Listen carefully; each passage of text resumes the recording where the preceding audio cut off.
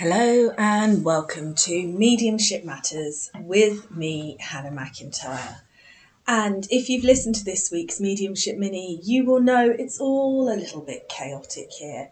So you will currently find me lying on the sofa in my lounge with my microphone balanced on the top of my tummy with a puppy to the side of me and the occasional bang from the roofers.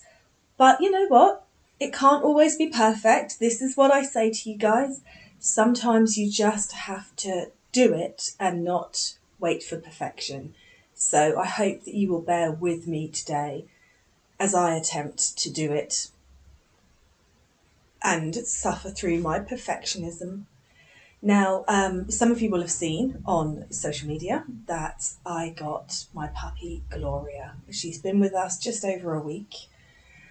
Chaos, absolute chaos. Poor Monty, reaching his adage in 8.5 years old and just enjoying the quiet life, has now had it completely turned upside down with the terror of a puppy. And it's really interesting. The reason I wanted to talk to you about Gloria, who's joined us, is my husband wanted a second dog. My daughter wanted a cuddly dog because Monty likes to be around us and in the same room as us, but doesn't like to cuddle or cooch or anything like that. And we love him dearly, but it doesn't feel sometimes like you've got a pet because he's just off the other side of the room, away from you. And I wanted an Italian Greyhound because Monty is a whippet, but he's a really big one. Anyway, blah de blah blah. This does have a meaning in a spiritual podcast, I promise. And it's not just me rattling on about my life. So I got my daughter to do some research because she loves looking things up on her phone and finding things. And she kept finding puppies for sale that were miles away, absolutely miles away. And I said to her, I'm not travelling 6 hours in the car to pick up a puppy. The right one will find us and will be nearer. So we found a breeder very near to us, 20 minutes away. And I messaged them and they said, we haven't got any puppies available. And I said, can you just put me on a waiting list? I want a girl, blah, blah, blah. Anyway, I think I manifested her. But what's really interesting is I manifested her with such a lack of pressure. It manifested really quickly, which is what Abraham Hicks are always talking about. And now I've actually experienced it, but it's kind of, I feel kind of mixed with it. So I've sort of been on the fence. Do I want another dog? Do I not? My life is getting easier. The kids are at secondary school. Do I really want chaos? Do I really want to be chasing someone around the house who's chewing up my shoes? Do I want to be worried about this? Do I want the pressures of a second dog? Etc., etc. And then I basically came up with a list of things that I wanted. And I was really specific about it. Things like a dog that likes to cuddle, an Italian Greyhound, a girl within an hour's drive, but preferably easy to train or not a baby. I was trying to work through all of that. And because I just sort of thought what I would want in an ideal situation and then let it go because I was a bit on the fence on whether I wanted my life turning upside down or not, lo and behold, 2 weeks later, the breeder messages me and says, we've got a puppy here we were going to keep for ourselves, but I think she needs to be away from her mum. Would you like her? 20 minutes away, 7 months old. I mean, still a ball of crazy, but every single thing that we wanted. Loves to cuddle, loves to play, gets on really well with Monty, just tick, tick, tick, tick, tick. But I know the reason that happened with such speed and ease is because I wasn't really bothered if it happened or not. Which just shows how bloody hard manifesting things that you really want is. Because I wasn't really sure if I wanted my life turned upside down. But yeah, I would be nice to have another dog, but I'm not that bothered. So I'll kind of just leave it in the universe's hands. If it's meant to be, it's meant to be. When you're dealing with things that really matter to you, how are you supposed to be in that space? I understand the theory of it, absolutely.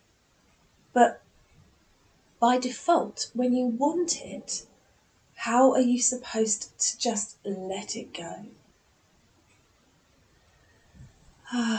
Anyway, so there we go. I now have full experience of manifesting something into being really quickly with everything I want ticked on it. But I still feel pretty much as vexed as I always did with the whole theory of manifestation and all that stuff, because that's not an easy thing to do with stuff that you're not on the fence about, is it? Anyway, I don't really know what I'm going to talk to you about today, but I kind of do know what I'm going to talk to you about today, which is just a mix of things that I've been feeling, seeing, thinking about. And I want to talk about resistance in us as humans to a true spiritual story and where that comes from. Because I just think there's a lot of different things that are going on in my experience that I'm getting, that I'm trying to get into words so that I can share them with you. Who knows where this podcast is going to go, but we will try it. So I'm just going to put the mic down because I'm clutching it to me like a newborn baby, and that's getting a little challenging. So the first thing I want to talk to you about is Amanda and I went to see a medium a little while ago, a male medium who's very, very likeable and very, very funny. But their evidence was not great, I'm going to say. It was not great. I've mentioned it on the podcast before.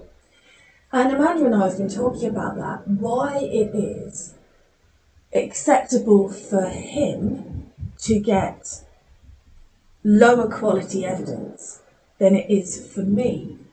And how much of that is to do with likability, but also how much of that is to do with gender. Now, it's indisputable that the majority of people that attend mediumship demonstrations identify as female. That is without a doubt. When I look at my Facebook stats, 97% of my followers are female. If you're a guy and you're listening to this, I'm sure you know it. I did my retreats in January and all the attendees bar one were female. This is pretty much the standard. Now, I think us women are harder on other women. And so if you're listening to this and you're a female demonstrating medium, I think you're going to find your path harder than you would if you were a man. Now, obviously, this is sweeping generalisations, and you don't need to get all het up and message me and say, well, that's not true because of this, and this. But on a general level, it's something to think about and sit with as we investigate the different nuances of mediumship, that women and people who follow mediumship seem to prefer men. And it was really funny to me to see people that I know who are generally quite hard on the male race falling into a gooey mess at this affable, flirty chap on the stage because he was a man. And I just know that if I had stood in front of an audience of people and said, as I've mentioned to you before, you've got a purple aura, I know this means you're interested in spirituality, to somebody, other women would have called me out on that. And yet, they will go, ooh, yeah, ooh. Now, some of that is likability. Maybe he is more likable than me. I'm willing and open to accept that. But isn't it interesting just to sit with and think about and wonder how much gender has something to do with it? Is there something in us as women where we are less accepting of supporting other females. I mean, we see this story repeated, don't we? And we know that women are the harshest judges of other women. We know this. Well, maybe you don't, but that's been my experience. Us girls, we're horrible to other girls. We are less accepting of other women. We make other women work harder for things. So how much of that is, even though we're trying to be spiritual, and I'm not talking about conscious thought here, but how much of that is due to gender? It's just something to sit with and chew over and think about and assess. It's fascinating. Now, I would say in the UK, the top followed people are women. The two top followed mediums that I can think of, and of course we've got also Sally Morgan in there. So I'm not saying it can't work if you're female, but I'm just wondering if it, what is the factor that plays that people want so much more from me as a demonstrating medium than the men that I have seen demonstrating, and that I really do feel is there. And I'm not just doing a poor me, I really feel like that's there. Why? I mean, maybe they are just funnier, nicer, warmer people than I am. And I can accept that. I have a hardness about me. I mean, if we're going to do masculine, feminine energy, I think I'm probably more in masculine energy stream than feminine. I like to get things done. I like to create. I like to push forward. I like to have my vision. I'm less of a softy, nurturing, mother-like energy, but I don't know. I just wanted to get that out there while I was thinking about it. Let me know what you think, because I love it when you guys collaborate. It helps me work out what I think. You know how it goes. So I was listening to Conspirituality podcast because I want to be held accountable. I want to be questioned. I think it's a dying art in current culture, but we actually really need people to disagree with us. We need to not be offended if someone's viewpoint or belief system is different to our own. And we need to be willing to be wrong and to explore things and see things from different perspectives. That's why I like interviewing people for this podcast, because sometimes they'll say something and it will completely turn on my belief on its head of how I think things should be or what I think things should be done like. And it's always really, really good and really important to be open to that kind of thing. And so I was listening to Conspirituality because, I mean, I'm still to get to the bottom of it. Maybe I need to start at the beginning of their podcast into whether they actually believe there's a spirit world or not. I started with recent episodes with them sort of digesting and taking apart social media and personas. And you guys know that's something that I find really interesting. And it was interesting to have them talk about they use the proper terminology for stuff. They're not just like me waffling around trying to find the right vocabulary. They do label things. It was interesting to listen to and important for me, because I hope you know that I want to be successful with my mediumship. I really do. I want to take it as far as it can go. I want to reach as many people as possible. But I also want to do it the right way. I don't want to fall into sales traps, social media traps, behavioural traps, greed traps. And so trying to find that way through that is challenging. It's hard to find. I know that there are aligned spiritual social media coaches because they're always messaging me, but I don't want to be following a formula, even though social media by default is a formulaic system. Anyway, side road. Of course, it's me. So anyway, I've been playing around with that and I've been listening to conspirituality. I always like to try to listen to other podcasts and different perspectives, and it's just fascinating to me.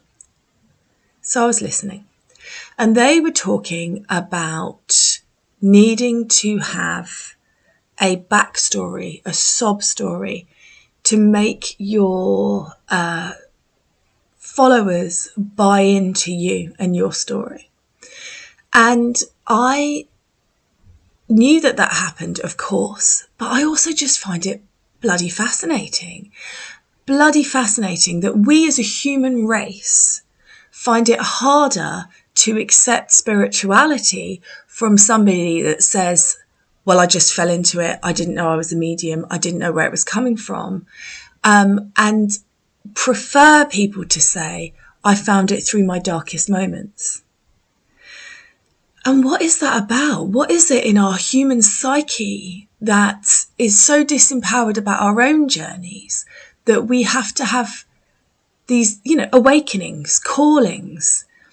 I once heard a podcast, it wasn't conspirituality, it was another one, but they were sort of slagging off a medium because that medium hadn't had a calling, an awakening in what they deemed to be an awakening. And that I find really fascinating to me. Why is it harder to accept that people might just slowly be drip fed by their spirit guides into a position where they find the spirit world and they start asking questions about the spirit world? Why does it have to be like a Hollywood style? Where does that come from? Does that come from the Bible and Angel Gabriel talking to Mary? Is that what we're all expecting to happen? And worse than that, what does that do to your own journey if you are waiting for those things to happen to you so that your spiritual awakening is validated, and you're kind of holding yourself back waiting for that? Because as we know, if you judge somebody else, you are ultimately only judging yourself. So if you want your spiritual gurus to have a story of deep despair and deep unhappiness, for them to be able to explain how they found the spirit world or how they realized they had these gifts, then are you snipping yourself off from spirit until you get that experience? Or even worse, are you manifesting those kinds of experiences into your experience so that you can validate the awakening already happening? Interesting, isn't it? To just chew over and think about. And this is something that I've always found fascinating, is that kind of idea that I would know I was a medium because I would see dead people. And because I haven't and don't see dead people, I mean, there have been experiences. There are experiences in my childhood. I've talked about them on this podcast before. My mum took me to the doctor when I was a child because I kept hearing people calling my name all the time. So there were experiences, but I didn't know that I was mediumistic. I didn't understand that ability. It was never even part of my awareness. I got some tarot cards when I was 16 and I liked them. It was a great present. I can't even remember who bought them for me. In fact, I keep meaning to look in my cellar and see if I can find them, if I've still got them even. But it wasn't a massive thing. I liked Enya and joss sticks. Does that count? I burnt a lot of incense. Does that make me spiritual? No, because it was in fashion. So, yeah, I didn't know that this was there for me. And that, to me, I've always held as my superpower. But now I wonder if that, from a marketing point of view, is turning people off me because they want me to say, oh, one day a beam of light came and hit me in the third eye, and from that moment onwards, I knew spirit. And that story and those kind of things appears everywhere. It appears in the history of Uzui Reiki that Mikao Uzui went up a mountain and fasted, and And at the point of starvation, a beam of light hit him in his third eye and he was given the symbols. Now, it always makes me laugh when people say, I do the traditional Azui teaching. Because I always, and not to be shady, but just because it's such a stupid thing to say, do you mean that you get your students to climb up the side of a mountain and not eat for 3 days? Like, how traditional are we going with this? Oh, you mean you meet in a village hall and you do your symbols the way your master taught you, when we all know that the symbols might have changed because all masters draw them differently. And even Takata, who taught loads of masters, she drew the symbols differently for different teachers. So, what? Anyway, I digress again. But what is it about the human condition that makes us want this story, this Hollywood prophetic story, prophetic, not pathetic, of I had to hit bottom and then I rose? Why can't we just say I rose because I wanted to?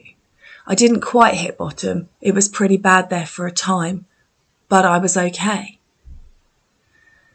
Now, Spirit did come to me when I was very disillusioned, very unhappy, feeling very lost.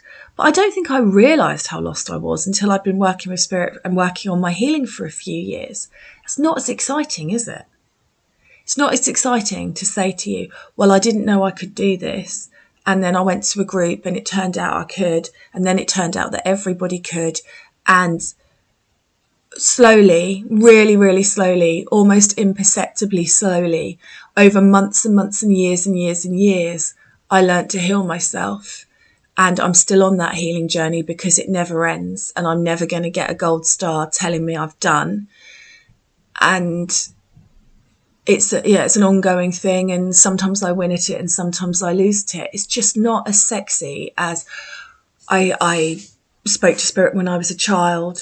I saw the dead person up the street waving to me next to their body as they were pulled out of their house and loaded into an ambulance. It's just not as exciting. And the problem is, in the wanting to attract more people to you and wanting to create a following, there's that urge within you to sexy things up. And then you become part of the problem. You become perpetuating the stuff that made it inaccessible to you in the first place, that has caused some of the resistance in you in the first place, of feeling like you're not sure if you can do this or you should do this. So what is that all about? I just don't know. There's so many things rattling around inside of me. I really think that I'm having some sort of consciousness upgrade, where I'm having to question everything again and again and again, and redo things and make things right and better and proper and change the narrative. And I want people to do that. I want other people to do that too, not just the same old. Gonna keep going with it, keep going. I'm gonna, mix up my story a little bit and make it more exciting so that people want to believe in me. I don't know. It's really, really interesting. And one of the things that I find fascinating with it all is, why is it so much more tasteful to say Spirit chose me to be a medium than it is to say I chose to be a medium because I love it? Why is it when I say to people, you don't have to do this work, but you can do it if you want to and Spirit will support you, they always look at me like I've popped their balloon? And I haven't. But Spirit will not make you do anything. If you are choosing to do this, then own it. Choose it. Do it because you love it. Be proud of that. Celebrate that. Sit in that. Why do we feel that we have to follow this almost biblical path of evangelical, I was really in a low place and then Spirit found me and they helped me to heal myself, and now my duty is to help you heal you?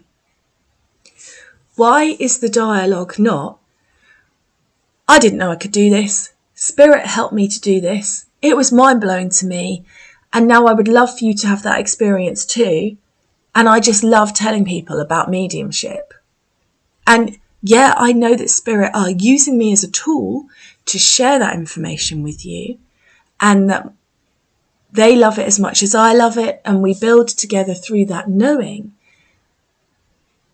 But I don't have to pretend that I am Frodo in Lord of my Ring and following that path of destiny that I didn't want to path, as I bleat about how hard it is carrying a ring while everyone else saves my ass.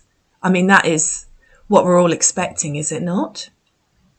I love Lord of the Rings, by the way, and I am aware I called it Lord of my Ring. That's a personal joke that I forgot to change as I recorded this, but never mind. You've heard it now. So, yeah, I love the stories, but what the problem is when we want the stories to become our reality, and in doing so, we take away from the beauty and magnificence of our real stories, of our real experiences, of the fact that we choose this. And even though it's painfully difficult and soul-crushingly disappointing and stressful and painful at times, we still dust ourselves off and choose it again. Why do we feel like we have to say, Spirit wanted me to do this, so I have to do it? Why can't we say, I tried to step away from it because it was too hard, but I keep coming back to it because I love it? I think that might be part of the reason why we lose so many good mediums, as I was talking about in my mini last week, is that we're all still waiting for that affirmation, for that confirmation that we should be doing this. And so every time it goes wrong, there's a little bit of us going, oh, well, maybe I shouldn't be doing this. And I've got to feel sorry for my guides who are constantly trying to send me signs and information. I mean, if they didn't want me to do this, no one would come through when I went to demonstrate, would they? My guides wouldn't be stood with me now as I'm recording this podcast, whispering things to me to talk about, because they wouldn't want me to do it. So I know that they want me to do it. And of course, I would love to have a angel in the sky or a spirit guide tapping me in the night and waking me up and telling me that this is my job.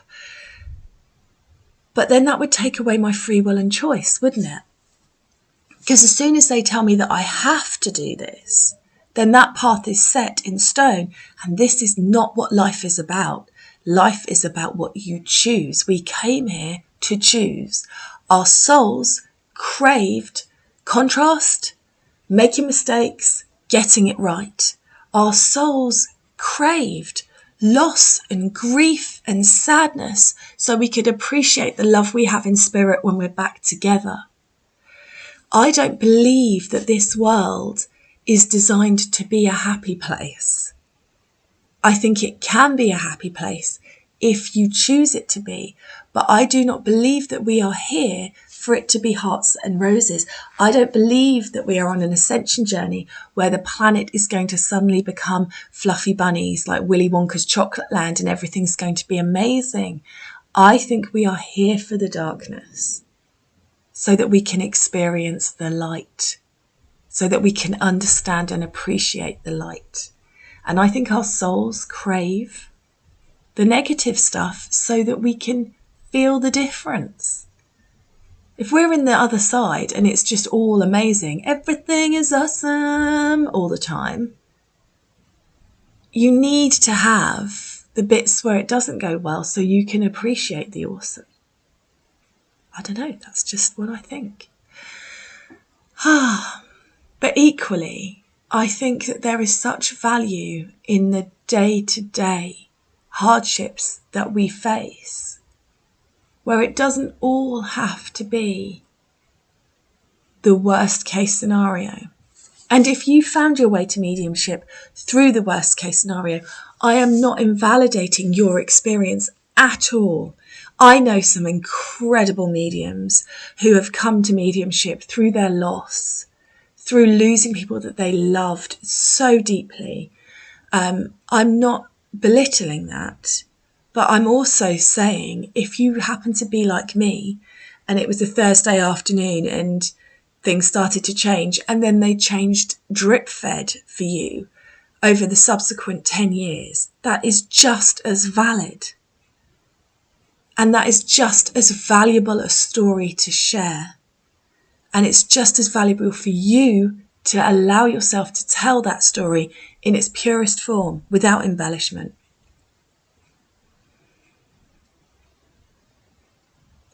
So that's what I wanted to talk to you about today.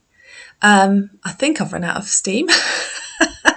Let me know what you think. Did this make sense? I love your feedback. And while I'm talking about feedback, I just really want to say, I had so many messages following my podcast last week about why mediums are quitting.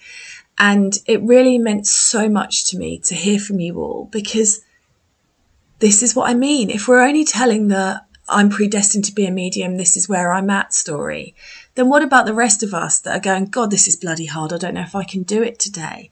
We need to be able to celebrate all aspects of it. And there were some people which really I found interesting that felt the need to sort of message or put on social media, I always want to do this. I'm always in a great place with my mediumship. Like they're the Hermiones of the class. Well done you. You've never struggled. That's brilliant. Good for you. But it's also important to acknowledge those of us that do find it difficult and do find it hard and want to stay true to the spirit world, but understand that in that, sometimes it can be painful. So thank you all for messaging me and leaving reviews and stuff like that. I really, really do appreciate it. And I will catch up with you all again tomorrow. Have a good day.